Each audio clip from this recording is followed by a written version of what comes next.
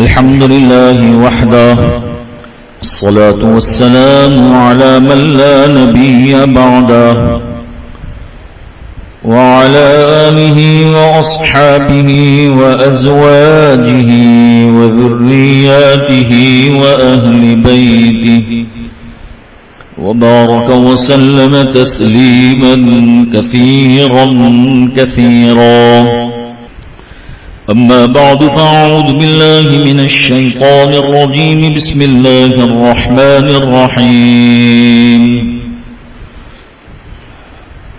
يا بني إنها إن تك مثقال حبة من خردل فتكن في صخرة أو في السماوات أو في الأرض يأت بها الله إن الله لطيف خبير. يا بني أقم الصلاة وأمر بالمعروف وانه عن المنكر واصبر على ما أصابك إن ذلك من عزم الأمور. صدق الله العظيم. محترم بزرگوں اور دینی بھائیوں، قرآن کریم میں ایک سورت ہے سورہ لقمان 11ویں سپارے میں. اس سورت کی یہ 2 آیتیں ہیں جو میں نے ابھی پڑھی. اس سورہ لقمان جو ہے، اس سورت میں حضرت لقمان علیہ السلام کا اپنے بیٹے کو نصیحت کرنا وہ بیان کیا گیا ہے.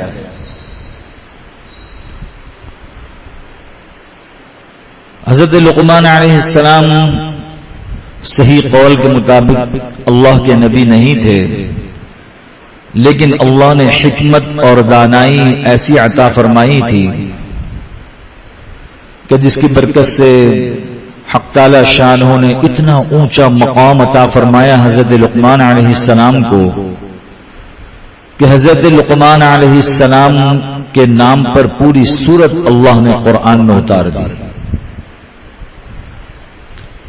مختلف حضرات صحابہ کرام جو مفسرین میں سے ہیں، انہوں نے حضرت لقمان علیہ السلام کے حلیے کو بیان فرمایا ہے کہ حبشی تھے، کالے کلوٹے تھے، موٹے سے ہونٹ تھے، پستہ قد تھے، پاؤں پھٹے ہوئے تھے، پیشانی چوڑی تھی، یعنی ایک بھدا چہرہ اور بھدی شکل جتنی ہو سکتی ہے سب کچھ تھی، لیکن اللہ نے اتنا اونچا مقام عطا فرمایا.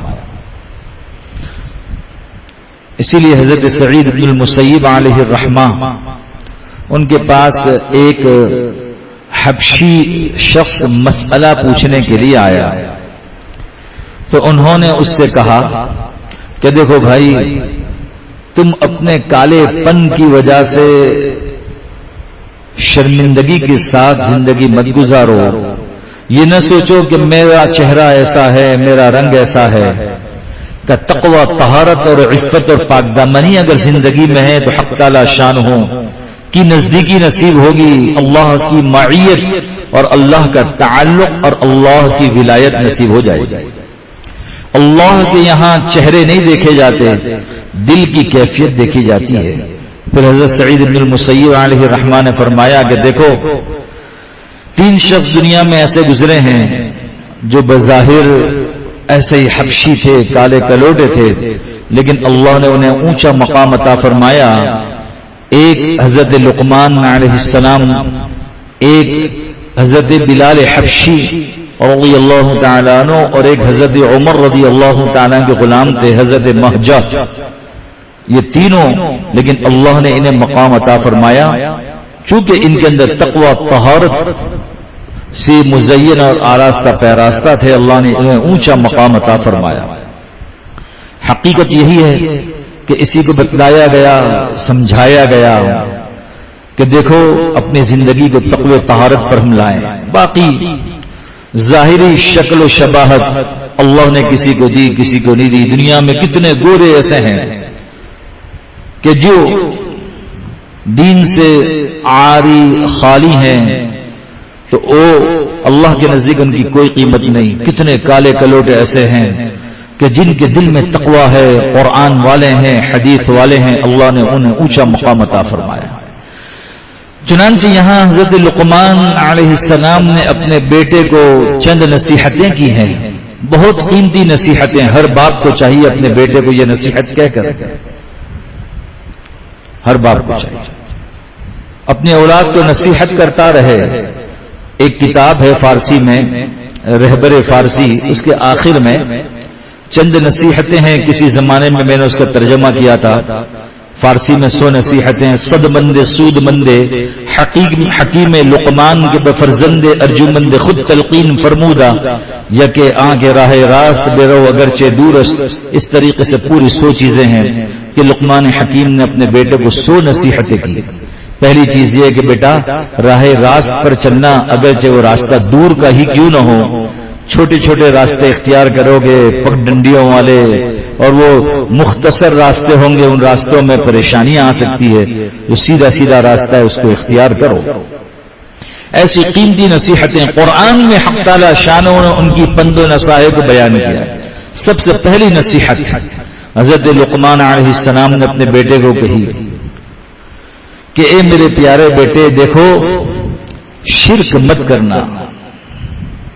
اذ قال لقمان لابنه وهو يعظه يا بني لا تشرك بالله ان الشرك لظلم عظيم. پہلی چیز کہ دیکھو بیٹا شرک مت کرنا. یعنی ہر باپ کو چاہیے اپنے بیٹے کی عقائد کی درستگی کی پاکیزہ سعی اور فکر کرے. ہر والد کو چاہیے کہ میرا بیٹا، اسی طریقے سے ہر شخص جو جہاں جس انداز سے ذمہ دار ہے اسے چاہیے کہ اپنے ماتحت کے متعلق یہ پاکیزہ سعی اور فکر کرے کہ ان کے اندر عقائد کی درستگی ہو، عقائد کے اندر خرابی پیدا نہ ہو. سب سے پہلی چیز فرمائی یا بنی لا تشرک باللہ، اے میرے پیارے بیٹے شرک مت کرنا. شرک بڑی گھناؤنی شے ہے اور یہ بہت بڑا ظلم ہے، ظلم عظیم ہے. حق تعالی شانوں سارے گناہ معاف فرما سکتے ہیں جب چاہیں، جس کے لیے چاہیں، جس طرح چاہیں، لیکن شرک کرنے کو اللہ معاف نہیں کرتے. ان اللہ لا یغفر ان یشرک بہ ویغفر ما دون ذلک لمن یشاء. اللہ شرک کرنے والے کو معاف نہیں کرتے، باقی جس کو چاہیں اللہ معاف کر دیں جو بھی گناہ ہو. شرک ایسی گھناؤنی شے، اللہ کی ذات و صفات میں کسی کو شریک ٹھہرانا شرک ہے.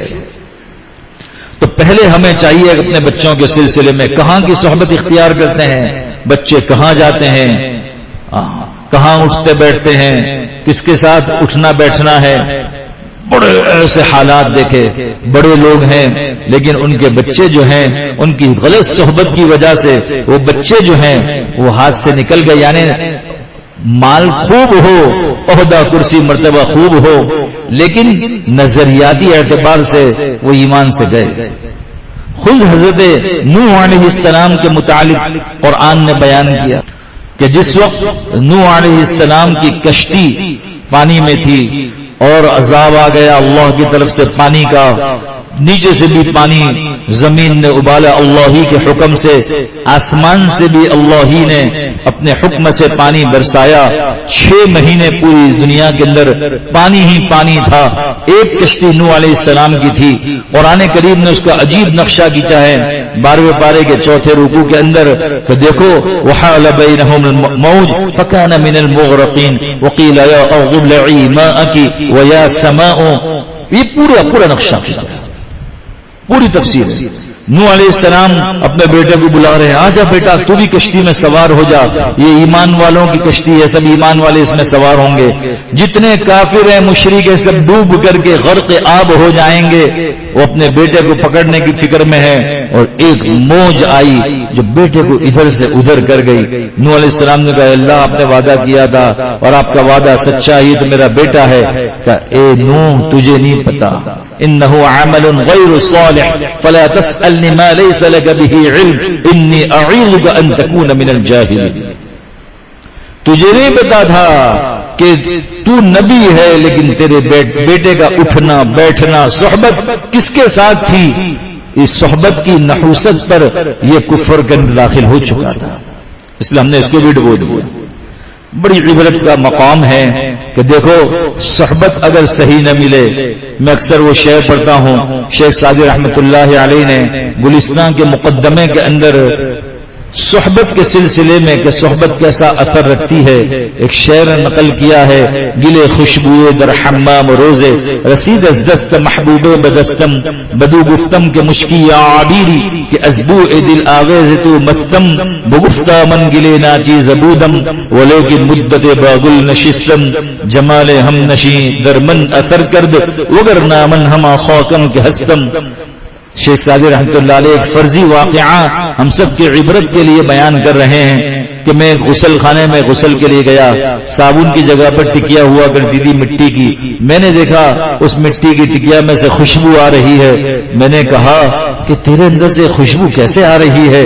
اس مٹی نے مجھے کہا بدو گفتم کے مشکی عابیری، تو مشک ہے کہ عنبر ہے کہ ازبو دل آویز تو مستم، تجھ سے جو خوشبو آ رہی ہے میں تو مست ہو گیا، وہ گفتہ من گلے راچی زبودم ولیکن مدت باگل نشستم۔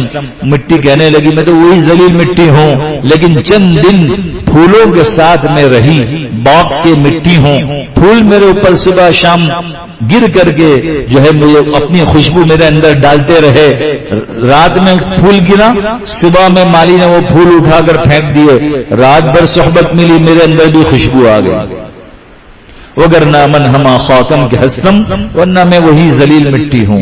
جب بے جان چیز سے صحبت اختیار کرنے پر اپنے اندر رنگ بھی لے لیتی ہے، خوشبو بھی لے لیتی ہے، تو صحبت اختیار، اسی لیے حضرات صحابہ کرام رضوان اللہ تعالی علیہم اجمعین کا مقابلہ بعد کے تابعین بھی نہیں، تبع تابعین بھی نہیں، بعد کے اولیاء عظام، دنیا جتنا بھی بڑا ولی مانتی ہو اس کو اور اہل السنت والجماعہ میں مانتی ہو، لیکن عظمت صحابہ کے سلسلے میں اگر اس کی زبان کھلی، یعنی توہین صحابہ کے سلسلے میں اس نے کوئی بات کہی تو ہم اس کو جوتی کے نوک پر دیتے ہیں۔ صحابہ کی عظمت کے متعلق کوئی صلح کسی سے نہیں، اس لیے کہ حضرات صحابہ کرام نے براہ راست پیارے آقا صلی اللہ علیہ وسلم کی صحبت اختیار کی۔ یہاں تعویل کی گنجائش نہیں ہے کہ آدمی کو کہے کہ آدمی بڑا ہے اس کے متعلق کچھ ہلکا ہاتھ رکھو، زیادہ نہ کہو، نہیں، جب وہ صحابہ کے خلاف بھونک سکتا ہے، ہم عظمت صحابہ کے سلسلے میں ہم برسر پیکار ہو کر اس کے سامنے آئیں گے۔ صحبت کی بات میں کر رہا تھا تو لقمان علیہ السلام نے کہا کہ اے میرے پیارے بیٹے شرک مت کرنا، شرک بڑی گھناؤنی شے ہے، ان الشرک لظلم عظیم۔ اس لیے ہر ایک حضرت یعقوب علیہ السلام دنیا سے جا رہے ہیں۔ یعقوب علیہ السلام کے والد کون ہیں؟ یعقوب علیہ السلام کے والد نبی، بیٹا نبی یوسف علیہ السلام، پھر یعقوب علیہ السلام کے دادا بھی نبی، وہ یعقوب علیہ السلام کے والد اسحاق، ان کے والد ابراہیم علیہ السلام، نبیوں کا خاندان ہے۔ قرآن کریم ہمیں سمجھا رہا ہے، کیا تم موجود تھے او قرآن پڑھنے والوں، کیا تم موجود تھے جب یعقوب علیہ السلام کا موت کا وقت آیا؟ اذ قال لبنیہ ما تعبدون من بعدی، جبکہ یعقوب علیہ السلام نے اپنے بیٹوں سے کہا میرے بعد کس کی عبادت کرو گے؟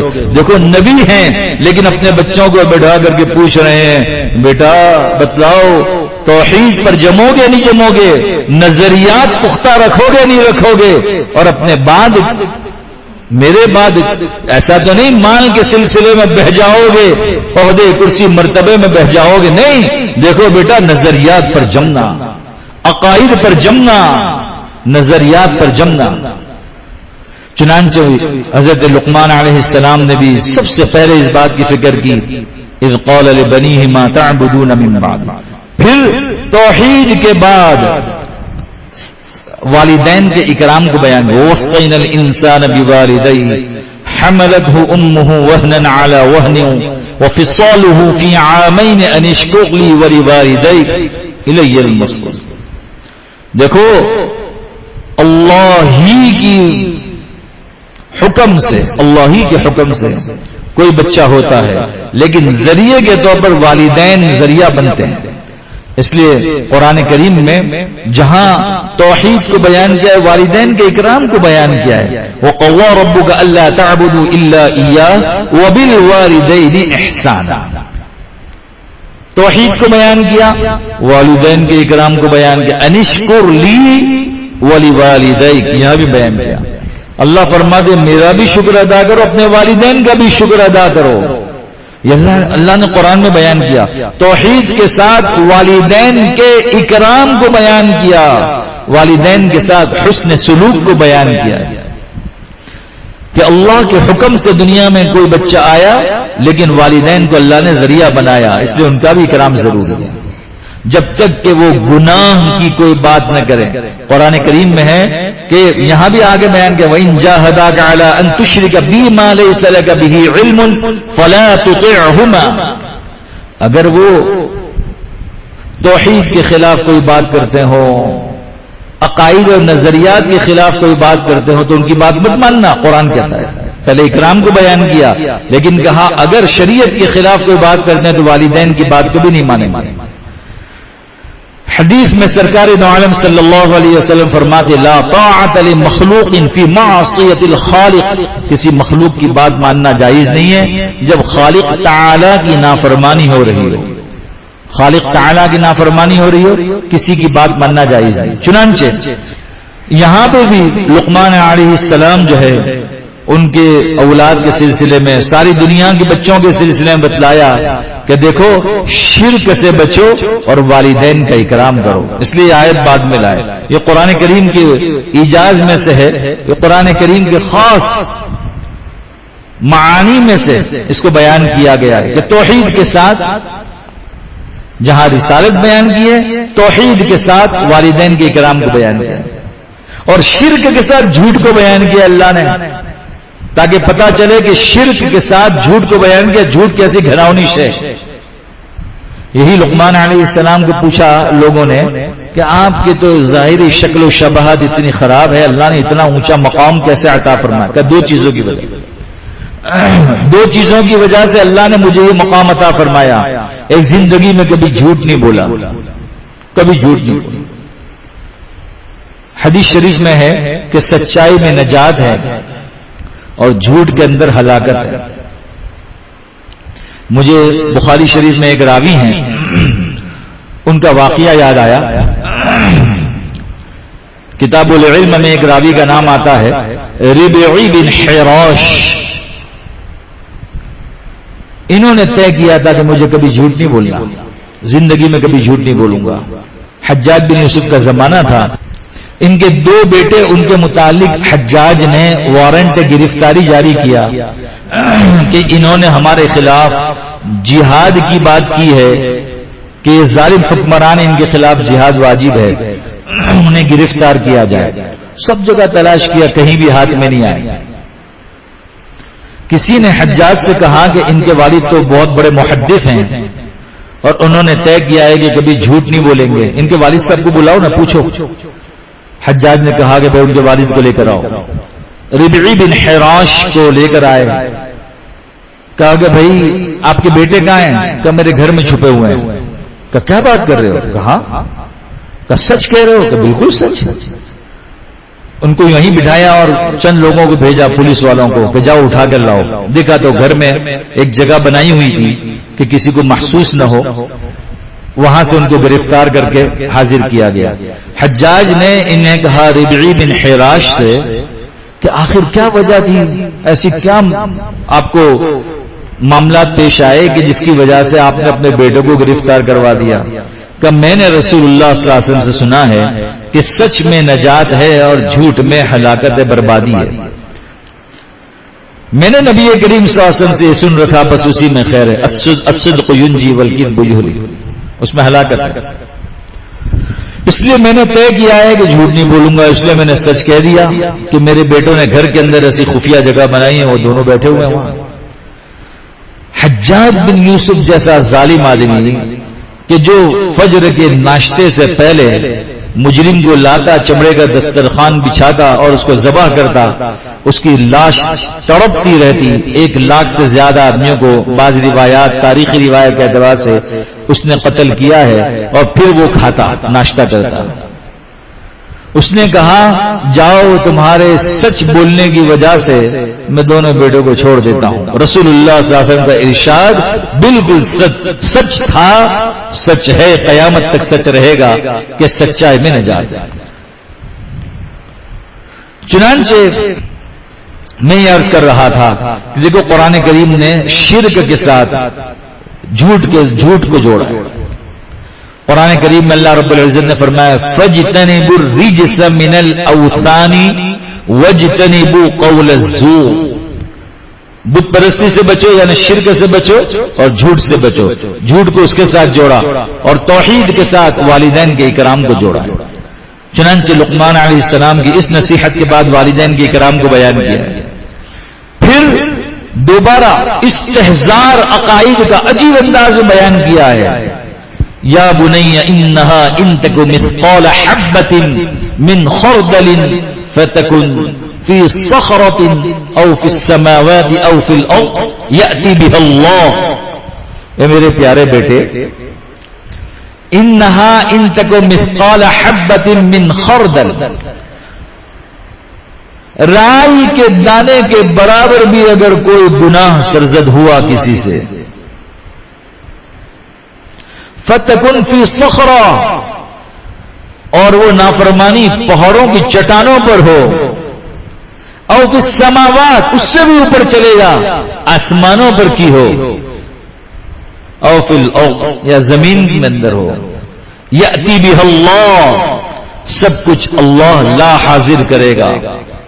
کوئی چیز چھپ نہیں سکتی. اتنا استحزار انسان کو ہو. یہ اپنے بیٹے کو استحزار الہی سمجھا رہے ہیں، نظریات سمجھا رہے ہیں. اللہ کون ہے؟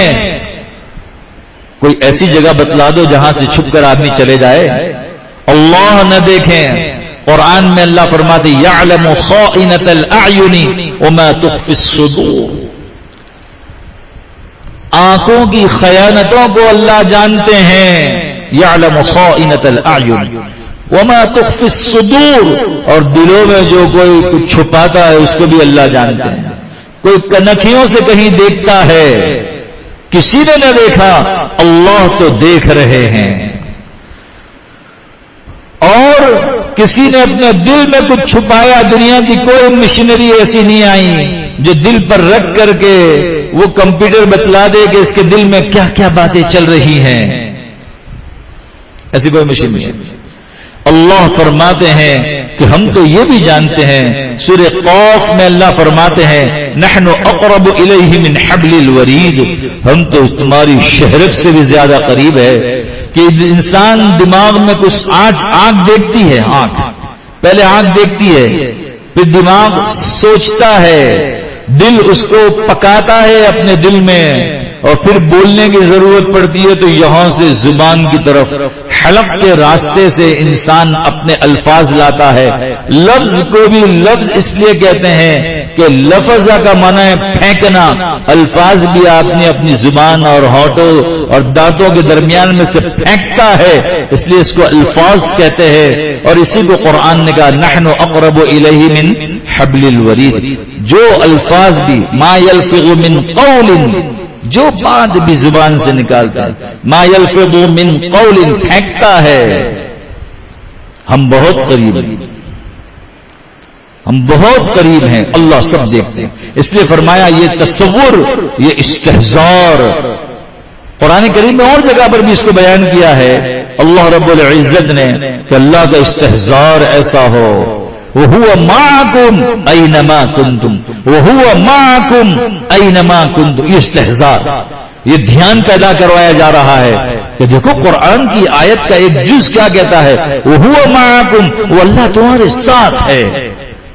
کوئی خیانت کر رہا ہے آنکھوں سے، دل کے اندر کوئی خیالات پکا رہا ہے، اللہ تمہارے ساتھ.